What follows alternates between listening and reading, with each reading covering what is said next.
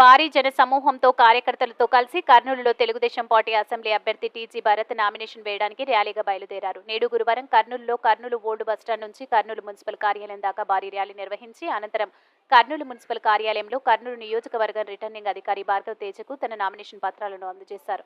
అనంతరం కర్నూలు నియోజకవర్గ రిటర్నింగ్ అధికారి భార్గవ్ తేజ భరత్తో ప్రతిజ్ఞ చేయించారు. ఈ సందర్భంగా టీజీ భరత్ మాట్లాడుతూ కర్నూలులో టీడీపీ విజయం ఖాయమని, టీడీపీ పార్టీ గెలిస్తేనే కర్నూలు అభివృద్ధి చెందుతుందని, తాగునీరు సమస్య కర్నూలులో లేకుండా చేస్తామని చెప్పారు. కర్నూలు అభివృద్ధి తమ ధ్యేయమని టీజీ భరత్ వెల్లడించారు. G Vijay Kumar, staff reporter, Kurnool.